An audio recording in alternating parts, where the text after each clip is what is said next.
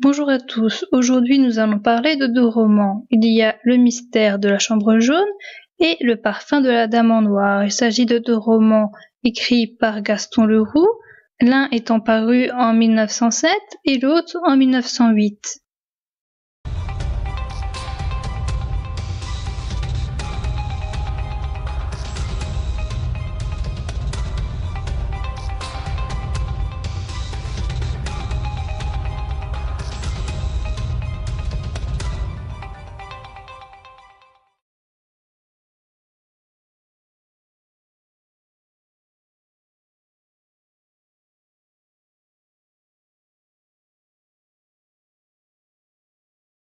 L'histoire nous est racontée du point de vue de Sinclair. Il nous conte l'histoire de la chambre jaune que Joseph Rouletabille aurait résolue. Sinclair a d'abord pris connaissance de cette affaire grâce à un journal. Il a ainsi appris la tentative de meurtre sur la personne de mademoiselle Stangerson qui a 35 ans et qui habite au Glandier. Dans le journal, il est indiqué qu'à minuit 30, mademoiselle Stangerson est allée se coucher tandis que son père et le père Jacques travaillaient encore dans le laboratoire. Les deux hommes ont entendu du bruit, des meubles ont été renversés et mademoiselle Stangerson criait à l'aide. Les deux hommes ont essayé d'entrer dans la chambre jaune, mais mademoiselle Stangerson avait mis le verrou.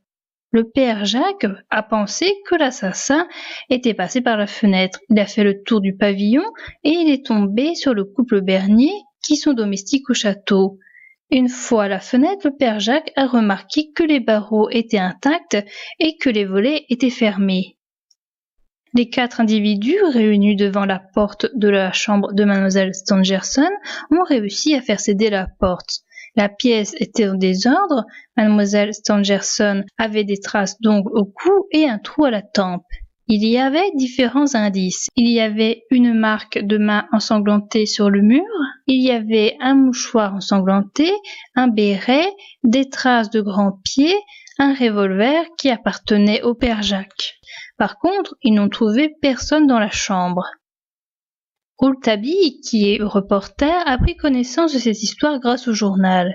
Rouletabille demande de l'aide à Sinclair qui est avocat, car Rouletabille veut rencontrer Robert Darzac, qui est l'homme qui doit bientôt épouser mademoiselle Stangerson et que Sinclair connaît déjà. Les deux hommes prennent le train et ils rencontrent le juge d'instruction qui est monsieur de Marquet et son greffier. Dans le train, ils apprennent que 2 balles auraient été tirées. Une serait dans la main de l'assassin et l'autre serait dans le plafond. On apprend que le professeur Stangerson et sa famille ont vécu aux États-Unis avant de venir en France. Mademoiselle Stangerson avait alors 20 ans. Sur place, Rouletabille et Sinclair rencontrent Frédéric Larsan. C'est un policier réputé comme doué. Ils apprennent que l'on a arrêté les 2 concierges car l'on croit que ce sont des complices, car le père Jacques les a vus habillés dehors peu de temps après les coups de feu, alors qu'ils n'auraient pas eu le temps de s'habiller s'ils étaient chez eux dans leur chambre, comme ils le disent. Rouletabille visite la chambre jaune. Rouletabille prononce une phrase qui est « Le presbytère n'a rien perdu de son charme, ni le jardin de son éclat ». Cette phrase met M. Darzac dans tous ses états. Cette phrase sera retrouvée sur un bout de papier à moitié brûlé dans la cheminée. Rouletabille et Frédéric Larsan se soumettent à diverses analyses et recherchent des preuves. Mademoiselle Stangerson et M. Stangerson sont soumis à un interrogatoire du juge d'instruction. Rouletabille et Sinclair vont à l'auberge et Rouletabille dit à l'aubergiste la phrase suivante « Je sais que maintenant il va falloir manger du saignant ». Il voit un homme habillé en vert, c'est le garde de M. Stangerson. L'autre a peu d'amitié pour lui et il dit que c'est peut-être lui l'assassin. Il voit dans cette auberge la mère à genoux qui dit avoir passé la nuit dernière avec son chat et avoir entendu le cri de la bête au bon Dieu dehors. Ce n'est donc pas le chat au miaulement effrayant qui a tenté de commettre le meurtre comme certains le pensent. Il y a une reconstitution avec M. de Marquet et le chef de sûreté. M. Stangerson dit qu'il était convenu que M. Darzac se marie avec sa fille, mais qu'ensuite sa fille a changé d'avis. Une carte de Rouletabille leur dit qu'un des motifs était le vol. On fait entrer Rouletabille. Pour lui, l'assassin aurait volé quelque chose et aurait été dérangé par la venue d'autres personnages, qui sont Mademoiselle Stangerson, Monsieur Stangerson et le père Jacques. Cet individu se serait alors caché sous le lit. On a effectivement volé des documents de travail à Monsieur Stangerson. La clé du coffre contenant les documents était à Mademoiselle Stangerson. Elle l'a perdue et elle a passé une annonce dans le journal afin de la retrouver. Sinclair se rend à la poste, l'employé lui dit qu'une première personne aurait pris la lettre et qu'une autre l'aurait réclamée avant Sinclair. Monsieur Stangerson avait déjà été volé en Amérique. Frédéric Larsan vient se joindre à ce groupe. Il a trouvé une paire de chaussures, c'était les chaussures du père Jacques qu'il avait mises au grenier. Pour Frédéric Larsan, Monsieur Stangerson était seul à un moment donné devant la porte de Mademoiselle Stangerson, et il aurait pu voir et laisser partir l'assassin. Rouletabille reste dormir sur place et Frédéric Larsan aussi. Quelques jours plus tard, Rouletabille écrit à Sinclair de revenir au château. Rouletabille lui explique qu'il a été quelques jours plus tôt à une réception à l'Élysée où monsieur et mademoiselle Stangerson étaient.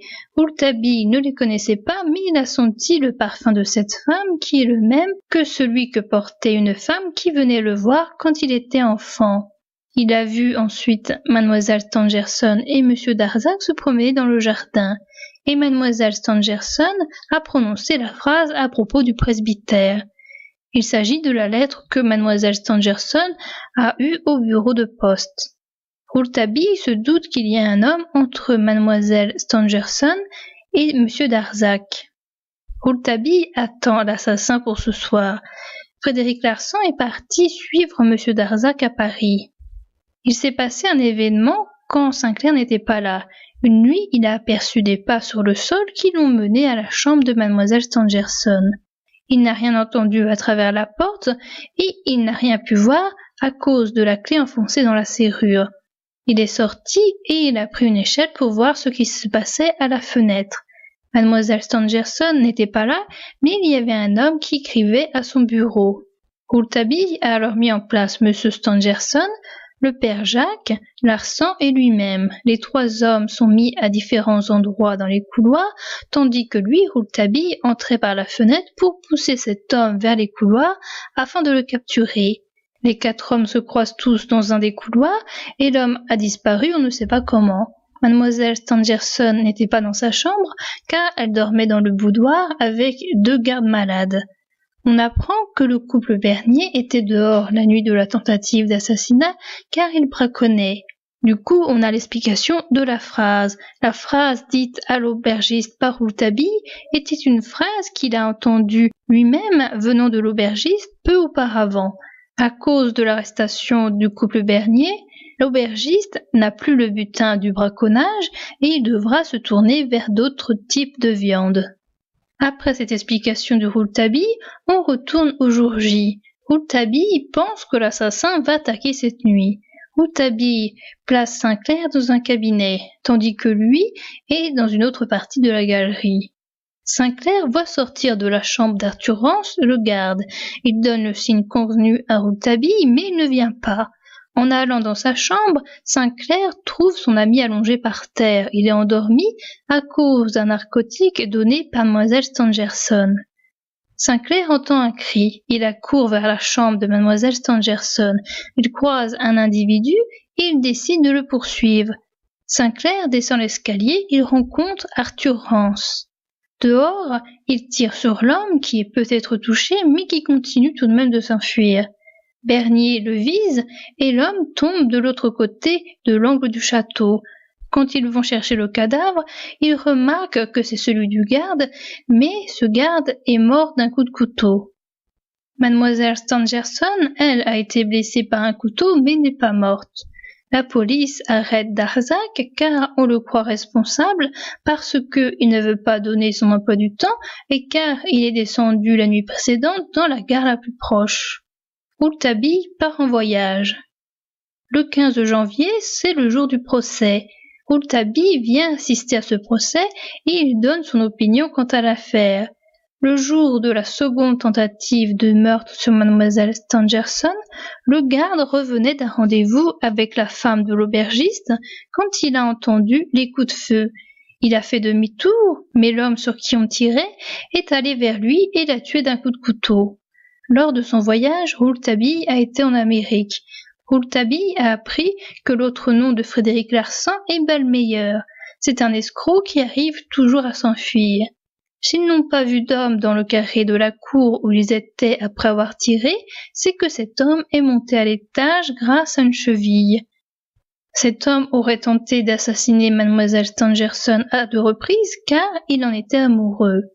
Rouletabille dit aussi qu'il n'y avait personne dans la chambre jaune. Mademoiselle Stangerson aurait fait un cauchemar et serait tombée sur le coin de la table de nuit. Elle aurait été agitée car elle avait reçu la visite de Larsan vers la fin de l'après-midi. Cet homme aurait essayé de l'étrangler et elle aurait tiré dans sa main, d'où la marque de la main en sang sur le mur. En Amérique, mademoiselle Stangerson aurait eu une liaison avec Ballmeyer, connu alors sous un autre nom. Après avoir trompé la vigilance de sa tante, mademoiselle Stangerson s'est enfuie quelque temps avec Ballmeyer et elle s'est mariée avec lui. Quand la police est venue chercher Ballmeyer, mademoiselle Stangerson a su la véritable identité de cet homme. Elle a fait promettre à sa tante de ne rien dire à son père. En France, lors de la soirée à l'Élysée, mademoiselle Stangerson s'est confiée à monsieur Darzac. Elle croyait Ballmeyer mort, mais puisqu'il lui a écrit ce mot sur le presbytère, elle sait maintenant qu'il n'est pas mort. Mademoiselle Stangerson aurait eu un garçon qui aurait été élevé par la tante, mais on ne sait pas ce qu'est devenu ce garçon.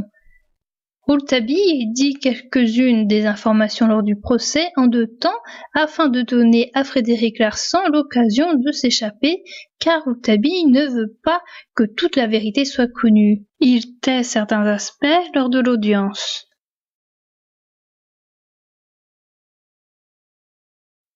Darzac et mademoiselle Stangerson se marient. Sinclair accompagne seul mademoiselle Stangerson et Darzac à la gare. Ensuite, Rouletabille et Sinclair vont au Tréport. Ce lieu correspond à l'endroit où Rouletabille a vu la dame en noir la dernière fois tandis qu'il était encore un enfant. Rouletabille adulte se rend ensuite au collège où il était quand il était enfant. Il raconte à Sinclair le parloir où il voyait la dame en noir. Il n'a jamais vu le visage de cette dame et il ne garde en mémoire que son parfum. Rouletabille révèle que Larsan est son père et que mademoiselle Stangerson est la dame en noir qui est également sa mère.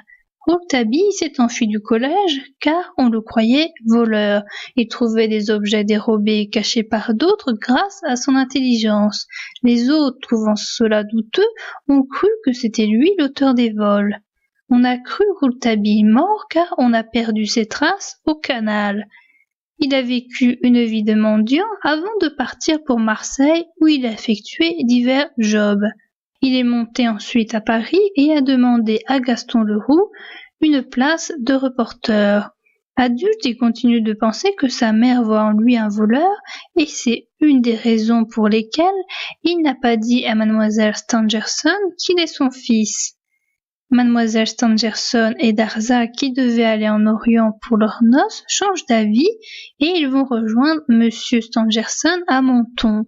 Monsieur Darzac demande à Rouletabille de venir par télégramme. Mademoiselle Stangerson aurait vu Larsan dans le train et Darzac l'aurait vu dans la gare. Monsieur Stangerson, le couple Darzac, Rouletabille et Sinclair vont tous les 5 chez Arthur Rance. Rance leur avoue l'avoir vu lui aussi. La demeure d'Arthur Rance est un château fort sur une presqu'île. Rance est maintenant marié à Edith. De sa chambre, Sinclair voit Larsan sur une barque. Mademoiselle Stangerson et Darzac ont également eu cette vision. Rouletabille fait fermer le château. Il fait venir le couple Bernier. Rouletabille place ses gens de façon à protéger un maximum les Darzac. Ils ont la visite du vieux Bob, qui est l'oncle d'Edith, qui va passer quelque temps avec eux. Sinclair apprend d'une dépêche que Brignoles vient de partir de Paris et qu'il va à Nice. Sinclair sort du château pour l'attendre à Nice où un journal dit que M. Stangerson et le couple Darzac sont dans le château. Sinclair voit Brignolle, il le suit et le voit en train de parler avec Larsan. Il les perd de vue mais retrouve sur un bout de papier le mot bonnet. Edith invite le prince de Galich qui l'attire, ce qui rend jaloux Sinclair qui est amoureux d'Edith. Rouletabille et Sinclair apprennent que Brignolle est à Sospel dans un hôtel. Mademoiselle Stangerson sait que Rouletabille est son fils. Après une inspection des chambres de la part de Sinclair et de Rouletabille, M. Bernier ferme à clé la chambre de Madame Darzac, qui n'est pas alors dedans. Un peu plus tard, on entend un coup de feu. On rapporte que M. Darzac aurait fait partir un coup de revolver par accident. La nuit, Sinclair et Rouletabille sont de garde. Ils voient Bernier venir avec une charrette et un poney. Il y a Mlle Stangerson et Darzac qui transportent un sac qui remue. Darzac s'en va avec la charrette qui contient le corps dans le sac. Rouletabille interroge Bernier. Il dit que Frédéric Larsan était dans la chambre des Darzac. Bernier avait fermé la porte à clé après que Sinclair et Rouletabille l'aient fouillé. Bernier n'a ensuite ouvert qu'au couple et ce couple a fermé la porte après lui. De l'horloge, le couple Bernier a vu sur l'appartement du couple Darzac. Ils n'ont vu personne d'autre entrer dans cette chambre. Bernier a aidé le couple à mettre cet homme dans un sac pour le couler au fond de la mer. La dame en noir leur dit que l'homme était dans le placard. De peur, elle a laissé tomber la chandelle et les deux hommes se sont battus. Monsieur Darzac aurait tué Larsan. Monsieur Darzac finit par revenir. Rouletabille les réunit tous. Il dit que Frédéric Larsan s'est déguisé sous les traits de l'oncle Bob pour pouvoir entrer dans le château. L'oncle Bob a par ailleurs disparu. Le domestique de l'oncle Bob a suivi les traces de la charrette conduite par monsieur Darzac et il a trouvé le sac vide. Sinclair a quelques doutes sur l'identité de Darzac et quelquefois il croit que Larsan s'est déguisé en Darzac. Le lendemain, Sinclair reçoit un mot de Rouletabille qui lui dit d'aller chercher des palourdes. Edith décide de venir avec Sinclair. Il retrouve le vieux Bob dans une grotte évanoui et cet homme est également blessé. Bernier est retrouvé assassiné d'un coup de couteau. Rouletabille fait une seconde réunion et dit qu'il y a deux Darzac. Lors de la scène du meurtre de Larsan, le vrai Darzac était dans le placard. Le faux Darzac, qui est Larsan déguisé en Darzac, était à l'extérieur. C'est le faux qui a blessé le vrai. C'est Larsan qui a ensuite emmené le vrai Darzac dans la charrette à l'intérieur du sac. Comprenant qu'il est démasqué, le faux Darzac s'enfuit et s'enferme dans la chambre des Darzac. En défonçant la porte, on le retrouve empoisonné. Le vrai Darzac est au château et il n'a été blessé que superficiellement. Rouletabille raconte que Larsan a essayé de faire enfermer le vrai Darzac dans un asile de fous. Pour cela, il avait besoin de la signature d'un parent qui est Brignolle et de celle d'un médecin qu'il a trouvé dans l'asile. Rouletabille, comprenant cela, a été chercher le vrai Darzac enfermé dans l'asile et il l'a caché dans une partie du château inhabitée. Monsieur Bernier n'est pas mort assassiné. Il est mort en tombant sur un caillou en forme de couteau après avoir eu peur à cause du geste de la canne effectué par le faux Darzac qui dévoilait qu'il s'agissait de Larsan. Heureusement, mademoiselle Mathilde Stangerson apparut sur le seuil de son antichambre. Je la vis et ce fut une diversion à ma pensée en chaos. Je la respirais. Je respirais son parfum de la dame en noir. Chère dame en noir, que je ne reverrai jamais plus.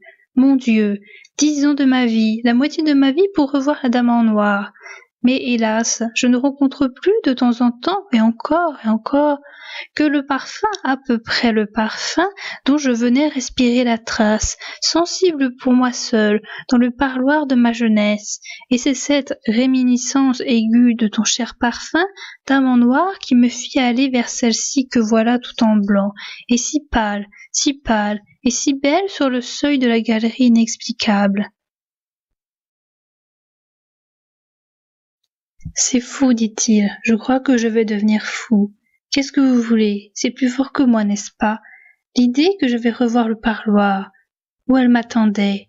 Je ne vivais que dans l'espoir de la voir, et quand elle était partie, malgré que je lui promettais toujours d'être raisonnable, je tombais dans un si morne désespoir que chaque fois on craignait pour ma santé. On ne parvenait à me faire sortir de ma prostration qu'en m'affirmant que je ne la verrais plus si je tombais malade. Jusqu'à la visite suivante, je restais avec son souvenir et avec son parfum, n'ayant jamais pu distinctement voir son cher visage et m'étant enivrée jusqu'à en défaillir lorsqu'elle me serrait dans ses bras de son parfum. Je vivais moins avec son image qu'avec son odeur. Les jours qui suivaient sa visite, je m'échappais de temps en temps pendant les récréations jusqu'au parloir, et lorsque celui-ci était vide, comme aujourd'hui, je respirais religieusement cet air qu'elle avait respiré. Je faisais provision de cette atmosphère où elle avait un instant passé, et je sortais le cœur embaumé. C'était le plus délicat, le plus subtil et certainement le plus naturel, le plus doux parfum du monde, et j'imaginais que je la rencontrerai plus jamais jusqu'à ce jour que je vous ai dit, Sinclair. Vous vous rappelez, le jour de la réception à l'Élysée.